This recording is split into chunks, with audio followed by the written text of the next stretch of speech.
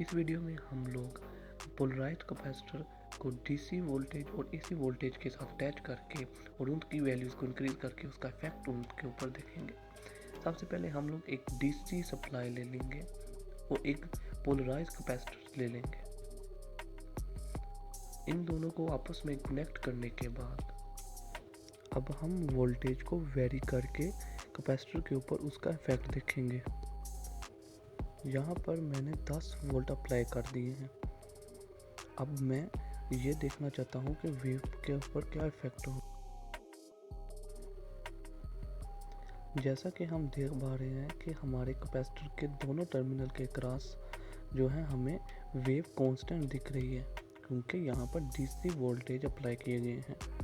हमने 10 volt apply किए हैं, तो इस वजह से हमें पॉजिटिव टर्मिनल के ऊपर 10 वोल्ट के ऊपर एक कांस्टेंट वेव दिख रही है और इसी तरीके से नेगेटिव के ऊपर 0।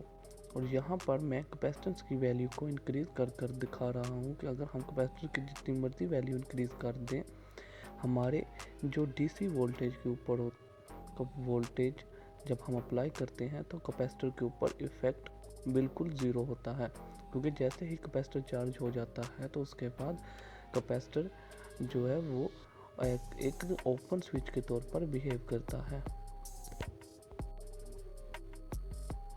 यहाँ पर जैसे ही मैंने वोल्टेज को इंक्रीज करना शुरू किया तो मेरे पॉजिटिव टर्मिनल की वेव जो है वो उस वोल्टेज के रेफरेंस के मुताबिक ऊपर नीचे हो रही है।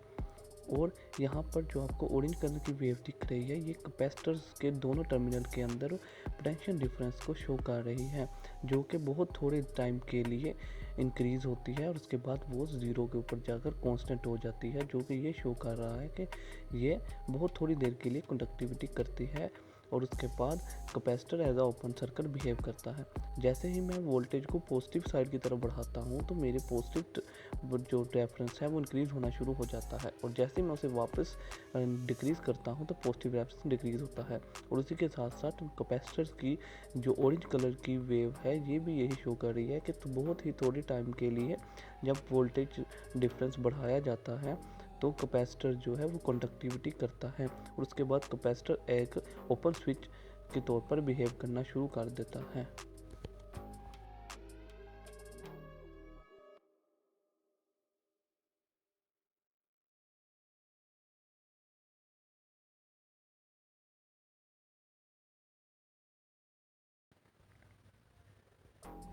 यहाँ पर अब मैं अपने सप्लाई को एसी सप्लाई में चेंज कर दूँगा। तो मैंने जैसे ही उसे इसमें चेंज किया तो उसके बाद मैं उसकी फ्रिक्वेंसी को एडजस्ट करने कर रहा हूँ, और यहाँ पर मैं अपनी फ्रिक्वेंसी को 200 हर्ट्ज़ पर रख रहा हूँ। जैसे ही मैंने 200 हर्ट्ज़ रख दिया है, आप वेव फॉर्म देख सकते हैं। यहाँ पर जो आपको इस टाइम ब्लू कलर की वेव फॉर्म दिख रही है, ये वेव फॉर्म जो है ये पॉजिटिव टर्मिनल की वेव फॉर्म है, जो कि एक्यूरेटली आपको शो कर रही है 1 वोल्ट पीक टू पीक जो कि हमने अप्लाई किए हुए हैं। और यहाँ पर जो आपको ऑरेंज कलर की वेव फॉर्म है, ये वेव फॉर्म चार्जिंग और डिस्चार्जिंग की वेव फॉर्म है कैपेसिटर की। जब कैपेसिटर चार्ज हो जाता है वो एक फेज एसी का जब जैसे ही चेंज होता है तो वो उसे डिस्चार्ज कर देता है।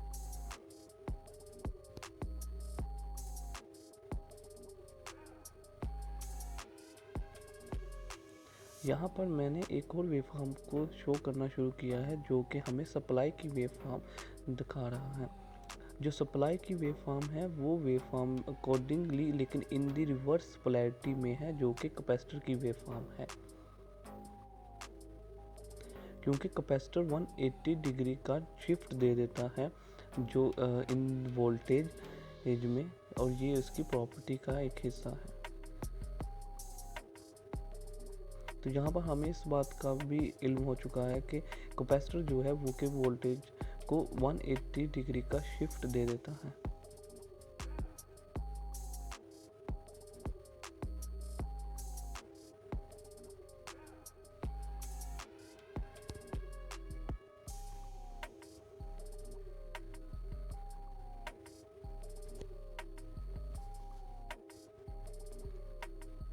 अब मैं आपको इसकी फ्रिक्वेंसी को 50 हर्ट्ज़ के ऊपर ऑपरेट करके दिखाऊंगा। यहाँ पर जो वेव फॉर्म्स में डिस्टर्बेंस पैदा हो रही है ये इस वजह से क्योंकि हमने उसकी रनिंग कंडीशन के अंदर 200 हर्ट्ज फ्रिक्वेंसी को 50 हर्ट्ज में कन्वर्ट किया। देखिए जैसे ही 50 हर्ट्ज फ्रिक्वेंसी में कन्वर्जन हो गई है तो हमारी जो वेव की लेंथ है वो इंक्रीज़ हो चुकी है क्योंकि अब फ्रिक्वेंसी डिक्रीज़ हो गई है। और यहाँ पर हम लोग सर्किट को स्टॉप करके वोल्टेज को इंक्रीज़ करेंगे और यहाँ पर हम 220 वोल्ट लेने की कोशिश करेंगे।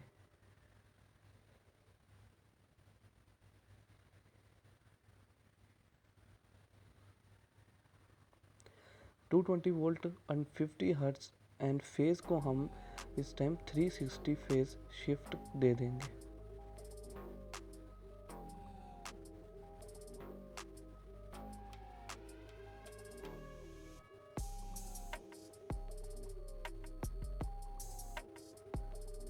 अब हम इसे रन करेंगे और देखेंगे कि कैपेसिटर के ऊपर क्या इफेक्ट है। तो अब यहाँ पर बहुत ही इंटरेस्टेड एक चीज़ हमें दिख रही है जो कि ये शो कर रही है कि कैपेसिटर जो है वो बर्न आउट हो चुका है। तो यहाँ पर अब आप उसे ऑब्ज़र्व करना शुरू करें कि जैसे ही 220 वोल्ट हमने इस कैपेसिटर को दिए तो ये कैपेसिटर चार्ज होते वक्त तो कुछ भी नहीं होता इससे, लेकिन जैसे ही ये डिस्चार्ज होना स्टार्ट करता है तो ये बर्न आउट हो जाता है।